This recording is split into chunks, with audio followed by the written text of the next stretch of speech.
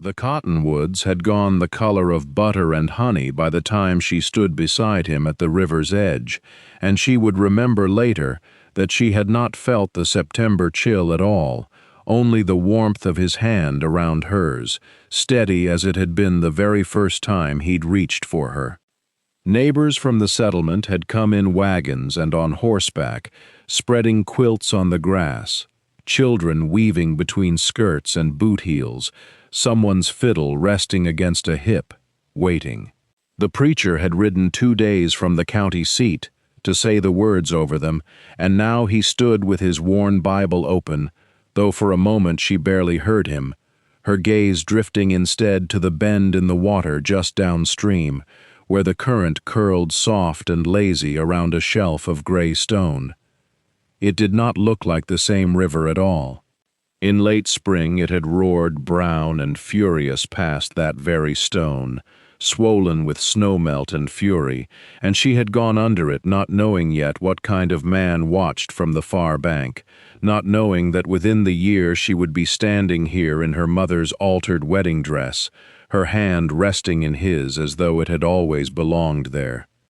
She glanced up at him now, and he was already looking at her, that faint, knowing smile at the corner of his mouth, the one that told her he was remembering it too, the roar of water, the shout he'd given before spurring his horse into the current, the loop of rope singing out across the churn. "You're thinking of the crossing," she said, low enough that only he could hear it, beneath the preacher's steady voice. "I'm thinking," he said, "that I very nearly let a stubborn woman drown arguing with the river about which way she ought to go."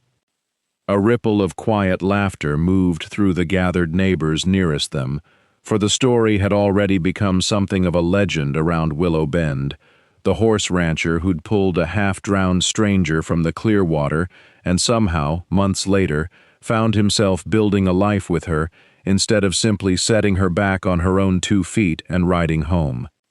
She looked past him again to the water, calm now, gold-lit, utterly changed, and yet she could still feel the cold shock of it closing over her, still hear the crack of the current against stone. It seemed impossible that such violence could settle into something so peaceful. It seemed impossible, too, that a single crossing gone wrong could have led her here, to this ring waiting in his coat pocket, to the cabin rising near the river bend behind them, to a valley hidden deep in the mountains that no one in the settlement had known existed until the 2 of them stumbled through it, half-starved and stubborn as mules. The preacher's voice rose gently, asking if she would have this man, and she opened her mouth to answer, but her mind, unbidden, had already slipped backward, past the wedding day, past the long summer, all the way to the morning the river had first tried to take her, and he had refused to let it. Late spring had come to that country wearing the face of generosity and the temper of a thief. Snowmelt poured down from the high peaks in sheets that no one in the settlement could remember seeing before, swelling the Clearwater until it no longer resembled the gentle silver ribbon the old-timers described, but something wider, browner, angrier, a river remade overnight into a stranger. She had not known any of that when she arrived. She had known only that her claim lay on the far side, that the papers proving it were folded inside her wagon along with every tool and seed and hope she had carried west, and that a homestead unclaimed past the filing deadline might as well not exist at all. So on that morning, with fog still lying low over the willows and the water sounding, she thought, no louder than rain on a roof, she had urged her horse toward the crossing the map called Shallow. The map, she would later say with a laugh that took years to earn, had been drawn by a man who had clearly never stood on that bank in springtime.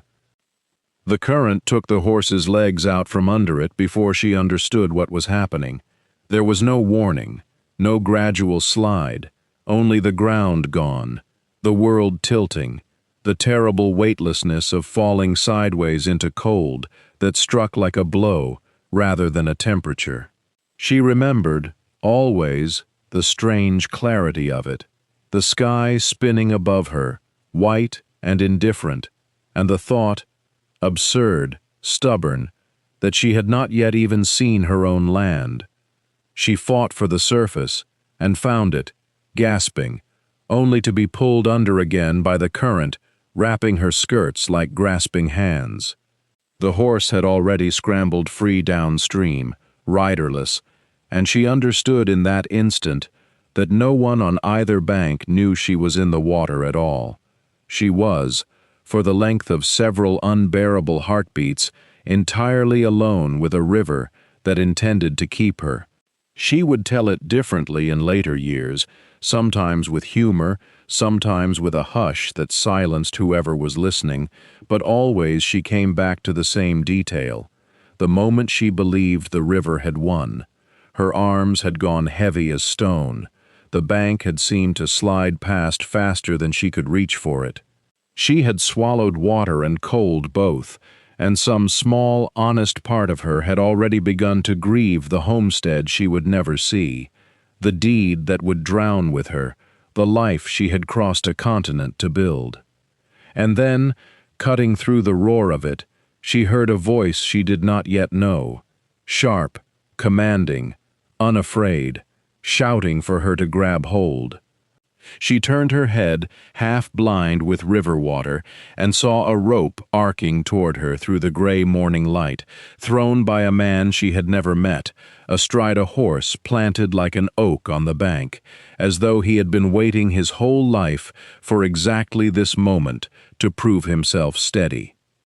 He had been half a mile upriver when he first caught sight of her, a smudge of dark shape against the pewter water, and something in him, some instinct sharpened by 6 years of reading horses and weather and the moods of that river, told him before his mind had fully understood what his eyes were seeing. He would say later, though rarely, and only to her, that he had not decided to help so much as discovered himself already moving, the rope already loose in his hands, his horse already turning toward the bank as though the animal too had heard some silent command passed between them. The lariat had been coiled at his saddle that morning for no better reason than habit, the same habit that made him check his horse's shoes each dawn and test the give of every fence post before trusting it. He had not imagined he would need it for anything more than corralling a wayward colt. But he had thrown it as though he had practiced this exact throw 10,000 times, and in the retelling of it, at supper tables, at the mill, years afterward at gatherings where someone always asked to hear the story again, he never could explain how the rope had found her wrist in that churning gray water, except to say that some things are simply meant to land where they must. She had gripped it as though gripping the last solid thing in the world, because in that moment it was. He had wrapped his end twice around the saddle horn and set his heels and spoken low words to his horse that were not really instructions at all, but something closer to prayer. And the horse, a sturdy bay gelding he had raised from a foal and trusted with his life more than once, had planted himself and hauled backward, hooves digging into wet earth, muscles trembling with the strain of pulling a grown woman and half a river's worth of current toward the bank. It had felt, she said, like being born a second time, the terrible suck of water, reluctant to release her, then the sudden shock of air and gravel, and his hands hauling her the last few feet onto solid ground, both of them collapsing there in the mud, with the flood roaring past close enough to spray them with its fury. They lay there a long moment, chests heaving, rain-soaked and river-soaked in equal measure, saying nothing, because there was nothing yet to say. He remembered looking at her and thinking she seemed carved from exhaustion and stubbornness both. She remembered looking at him and thinking that a man who could command a horse and a rope like that, in such weather, must have been given some particular grace by God for exactly this kind of morning. Neither of them yet understood that the river, having failed to keep her, had only just begun deciding what else it intended to take. She would tell it later, on the day of their wedding, with the particular laughter of someone remembering terror only after it has been rendered harmless by time, that the getting up off the ground had been the easy part. It was the standing, the wringing out of soaked skirts, the turning toward the direction of home that had delivered the second blow of that long morning, quieter than the river's roar, but somehow more final. The crossing was gone. Where the ford had been the day before, a shallow, familiar stretch of water where wagons rattled over smooth stones and children waded in summer without a thought, there was now only a churning brown violence, wider by 20 feet than it had any right to be, chewing at both banks with the patient greed of something that had waited a long while for permission. The old planked bridge downstream, the one the settlement had built 2 winters back, was simply not there anymore.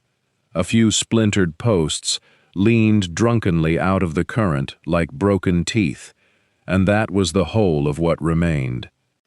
He had stood beside her studying it with the flat, assessing look of a man accustomed to reading trouble in weather and water both, and he did not offer her comfort she would have known to be false.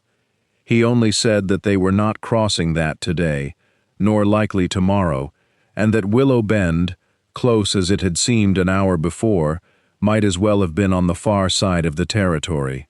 It was in that same stunned quiet, while she was still absorbing the strangeness of being stranded on the wrong side of her own future, that she turned to look for her wagon, instinctively, the way a mother's eyes go first to a child in a crowded room, and found only the raw gash of mud where it had been tethered, the broken length of rope still looped around the stump she had trusted to hold it, and beyond that, nothing. No wagon. No canvas top catching the gray morning light. No sign at all except a long smear in the churned earth showing where the flood had reached up, taken hold, and simply carried it away. She said later that the sound she made was not a scream, though he always insisted it very nearly was. What she remembered was the cold drop of understanding settling through her chest, that the deed proving her claim, the seed for her first planting, the tools her father had chosen for her with such careful deliberation, all of it, every fragile beginning she had brought west, was at that very moment tumbling downstream through country she did not know, toward an ending she could not yet imagine. He remembered the look on her face and thought, with the peculiar clarity of hindsight, he would later confess only to her, that it was in that exact moment, not the river, not the rope, not the rescue, that his life had actually changed course. He had reasoned with her, that morning, in the low and patient voice he used with a green horse still learning to trust a hand on its neck. He told her the river was no place for anyone on foot, let alone a woman still shivering in a borrowed coat, her boots not yet dry from the night before. He told her that wagons swept into current like that rarely stayed whole, that whatever she found downstream might be splinters and canvas rags caught on a snag, not worth the risk of the canyon country beyond, which he knew to be steep and unforgiving, even to men who had ridden it a dozen times. He told her, gently, that a claim could sometimes be refiled, that the land office in Boise kept records, that there might be another way. She listened to all of it. He gave her that. She never once interrupted him, never raised her voice, only stood there with her arms wrapped tight around herself and her jaw set in a way he would come to know very well in the years after. And when he finished, she said only that her father had died believing she would make something of that land, and that she had not come 2,000 miles by wagon and rail to let a flood decide otherwise, while she stood on the bank wringing her hands. The deed was hers. The seed was hers. She did not intend to explain to a land office clerk that she had simply let it all wash away because a stranger thought the canyon looked unfriendly. He would tell it later, at gatherings, with a smile he could not quite suppress, that it was not her argument that persuaded him so much as the plain fact that she meant to go with or without him, that she had already turned toward the tree line, already begun counting in her mind what she might carry, already dismissed him from the decision entirely, and was simply waiting to see whether he would make himself useful.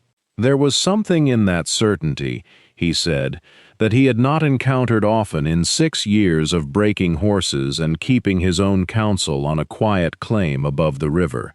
It unsettled him. It also, he admitted, impressed him rather more than he expected. So he did what a sensible man does when he recognizes he has already lost an argument he never truly wanted to win.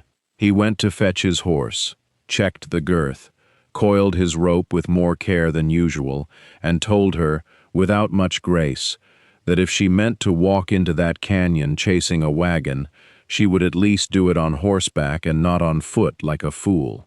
She did not thank him. She only nodded once, climbed up behind him, and turned her face toward the water, toward wherever it had gone, and whatever waited for them at the end of it. She would tell it later, at the wedding table, with her hand resting easy in his, that the canyon was where she stopped thinking of him as merely the man who had happened to be standing on the riverbank at the right moment. It was where he became someone she trusted with her own weight, and that was no small thing for a woman who had crossed half a continent, trusting no one but herself.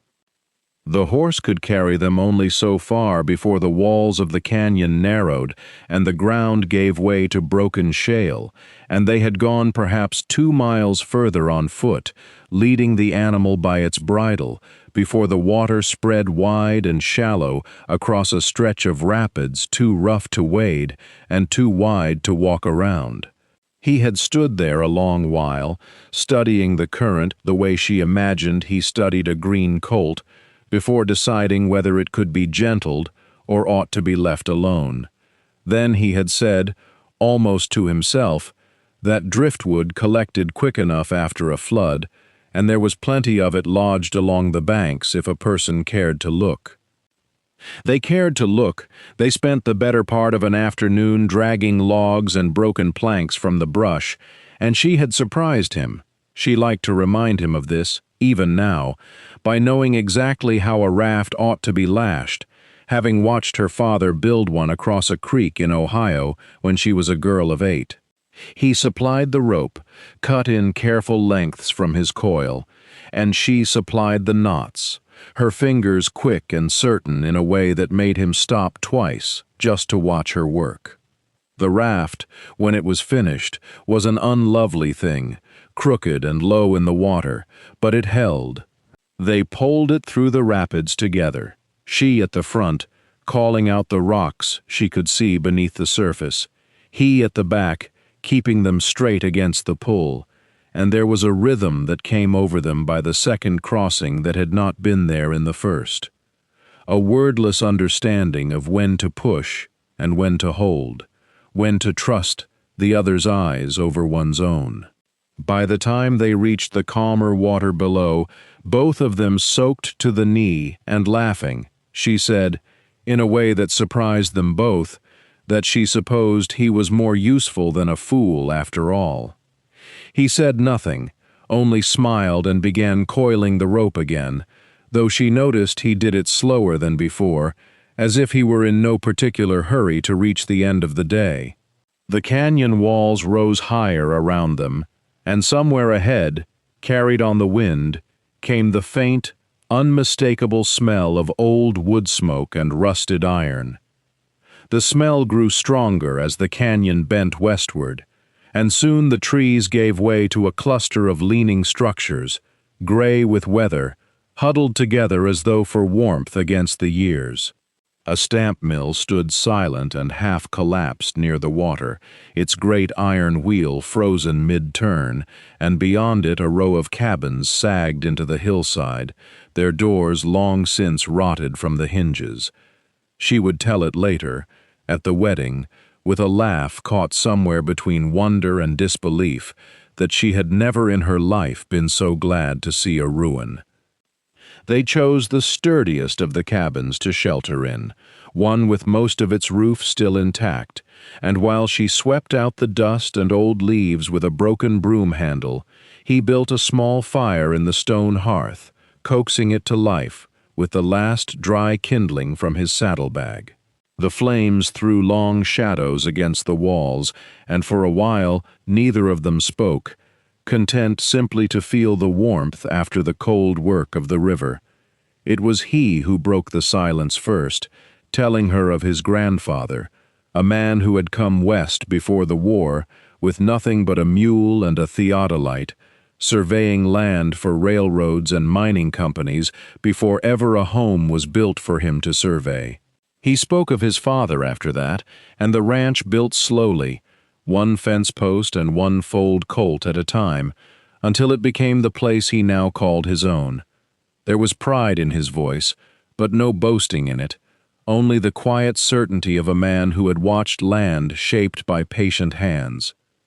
She listened with her knees drawn to her chest, firelight catching the damp ends of her hair, and when he had finished, she told him of her father, how he had spoken of the West the way other men spoke of heaven, how he had died before he could see it, and how she had carried his dream west in a wagon, now lost somewhere downstream, along with his old journal and the maps he had drawn from other men's stories. She admitted, quietly, that she was not entirely certain she was equal to the dream he had left her, only that she meant to try. He said, after a moment, that trying was most of it, that dreams left unfinished by one generation had a way of finding hands to finish them in the next. She looked at him a long while after that, as though seeing something new, and did not look away when he met her eyes. Outside, the wind moved through the broken timbers of the old camp, carrying with it the hush of the river below, patient and endless, as if it too were waiting to see what they would become to one another before the night was through. By morning the fire had burned to gray ash, and the sky above Black Rock Camp had cleared to a hard, washed blue that made the mountains look closer than they were. She woke first, stiff from the plank floor of the old bunkhouse, and stood in the doorway watching mist rise off the river below like breath from something sleeping. He came up beside her a moment later, coffee tin in hand, and neither of them spoke of the night before, though something in the quiet between them had shifted, softened, the way a rope loosens after long strain. They followed the old miner's trail that afternoon, the one marked faintly on scraps of paper tacked to a shack wall, and it led them along a narrow shelf of rock above a gorge so deep the river at the bottom looked like a thread of silver. There, spanning the chasm, hung a rope bridge, forgotten, sun-bleached, its boards cracked and its cords frayed thin as old thread. She stopped short at the sight of it, one hand pressed to her collarbone. "It won't hold," she said. "Not as it is," he agreed, already crouching to examine the anchor posts driven into the rock. He tested a strand between his fingers, and it crumbled like dry grass.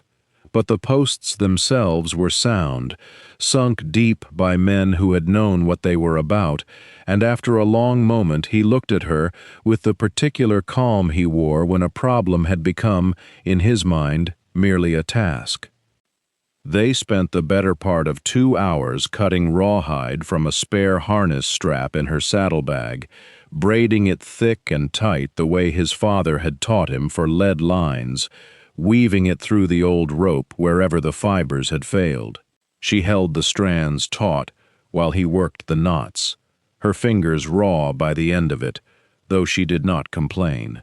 When they finished, he stepped onto the first plank and bounced his weight against it, once, twice, and the bridge held steady beneath him, swaying only gently, like something merely stretching after a long sleep.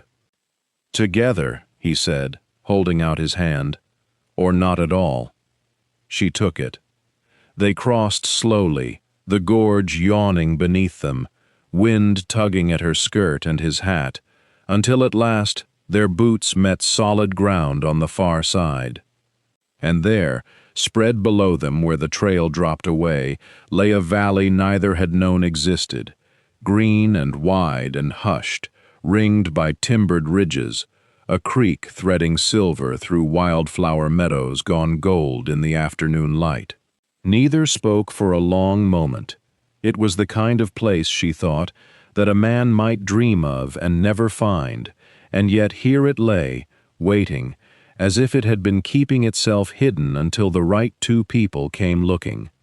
She would tell it later, at the wedding, laughing, that she had wept twice that day, once at the sight of the valley, and once again when she saw the wagon, tipped and battered against a cluster of boulders where the river bent westward through the meadow grass. It looked smaller than she remembered, its canvas torn loose and hanging like a broken wing, one wheel shattered clean through the spokes. But it was hers.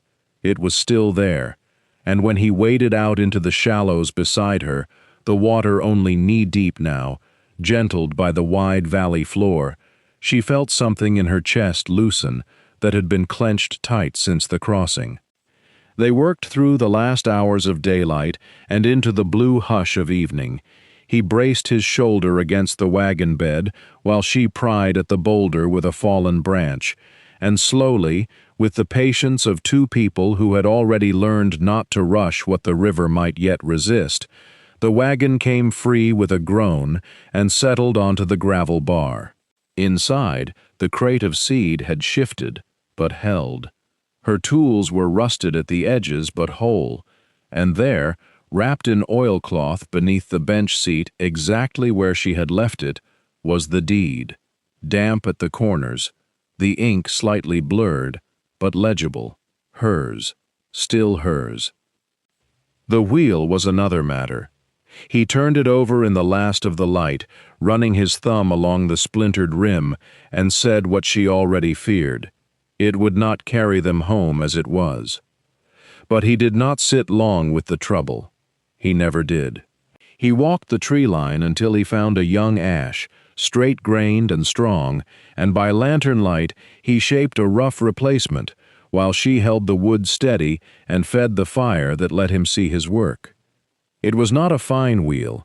It wobbled faintly when they tested it, and he admitted, with the crooked smile she had come to watch for, that it would want tending before it saw a real road again. But it turned.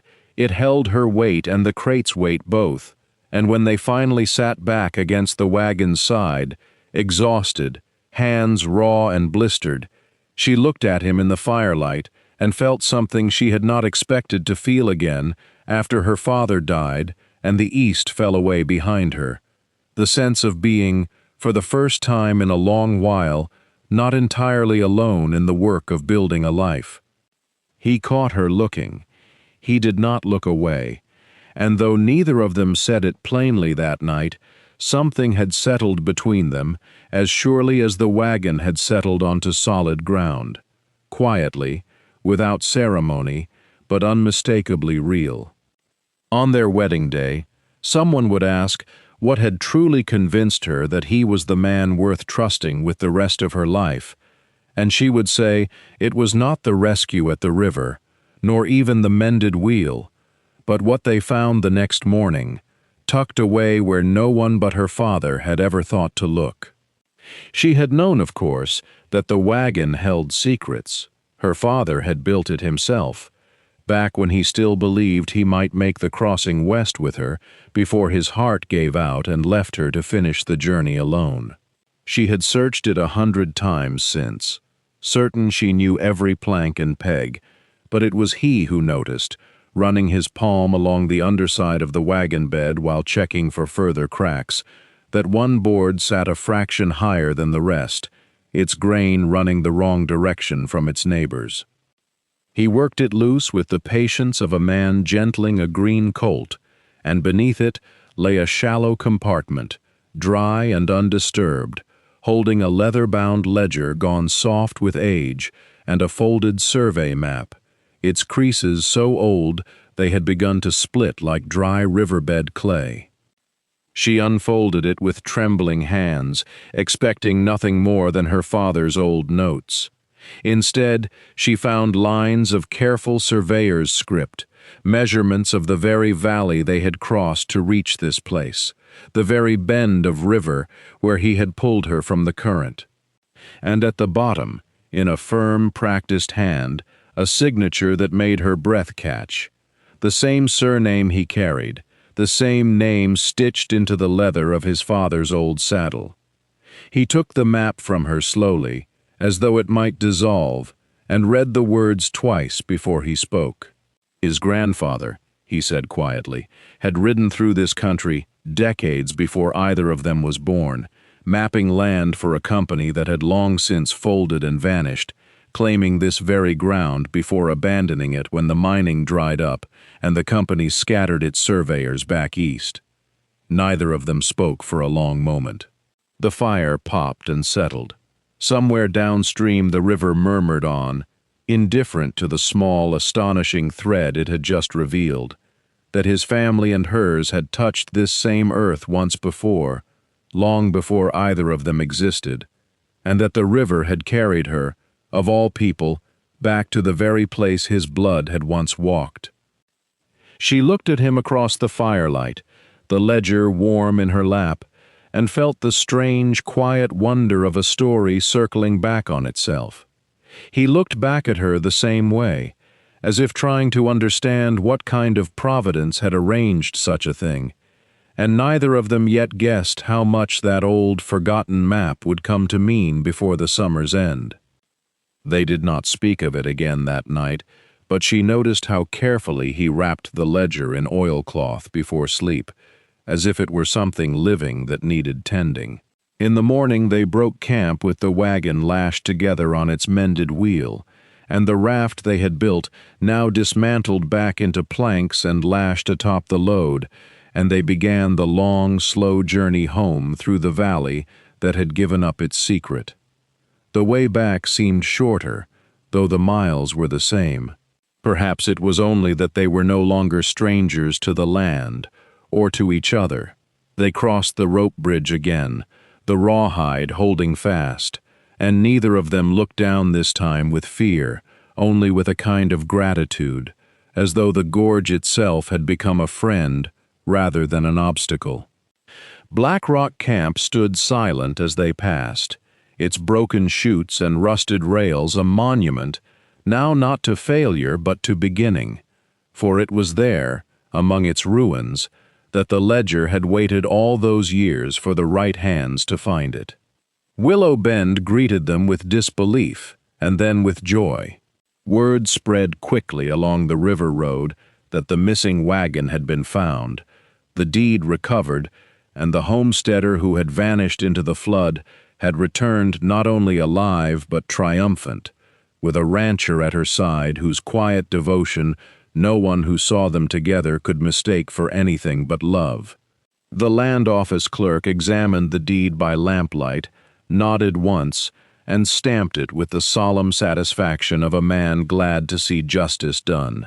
Her claim was filed, official and unshakable, the ink drying clean upon paper that had survived river and flood and canyon to reach that very desk. But it was the news of the valley that stirred the settlement most. Ranchers and farmers who had spent years hauling goods the long way around the canyon listened with wide eyes as Elias described the hidden pass, the gentler grade, the shorter days it would save come winter freight and spring planting. Men who had never smiled at a stranger's homestead pumped her hand and thanked her as though she had discovered gold. In a way, she supposed, she had. A different kind of wealth, one measured in shared roads and easier crossings, in a community made stronger by one flood that had, in the end, given more than it had taken. Through it all, She found herself watching him across gatherings and porches, across shared suppers with neighbors, eager to hear the tale again, and each time she caught his eye, already resting on her, steady and unhurried, she felt something settle in her chest that no deed nor ledger could ever put into words, something that had been growing quietly since the river first pulled them together, and now, at last, was ready to be spoken aloud. So it was, on that golden afternoon in early autumn, that she found herself standing once more at the river bend, only this time not fighting the current, but welcomed by it, the water low and clear and gentle over the stones where a horse had once lost its footing and a rope had once found its mark. The willows along the bank had turned the color of ripe wheat, and the whole valley seemed to hold its breath in the soft light, as the neighbors of Willow Bend gathered on the grass. The same men and women who had once looked at a lone woman's claim with doubt, now looking at her with something closer to kinship. He stood waiting at the water's edge, hat in hand, looking as though the years of solitary ranching had never touched him, as though he had been waiting his whole life for this particular afternoon to arrive. When she walked toward him across the grass, past faces she now knew by name, past children who had heard the story of the flood so many times they could recite it themselves, she thought of the wagon wheel mended by firelight, the rope bridge strengthened with braided rawhide, the smoke signals rising over canyon walls, all of it leading, step by patient step, to this one quiet crossing. They spoke their vows with the river murmuring behind them, its voice no longer a threat, but a witness. The same water that had once nearly taken everything, now simply flowing on, steady and unhurried, exactly as he had always been. Afterward, when the celebrating had quieted and the lanterns were lit against the early dusk, they walked together to the cabin they had raised with their own hands along the gentler grade of the hidden valley, the timber cut from trees that grew where the old survey lines had once been drawn by a man neither of them had ever met, yet who had somehow led them both here just the same. Inside, above the hearth, hung two frames side by side, her deed, creased but whole, and the yellowed ledger with his grandfather's careful hand, two pieces of paper that had once seemed to belong to separate lives, now resting together as proof that some things are simply meant to find their way home. She looked at him in the firelight, thinking of the woman who had climbed into the current, not knowing what waited on the other side, and of the man who had reached for her without hesitation. The river outside ran on toward the settlement, calm now, carrying its water past the homestead they had built together. Two families, one land, one future, flowing forward from that single moment when he had pulled her from the current and never let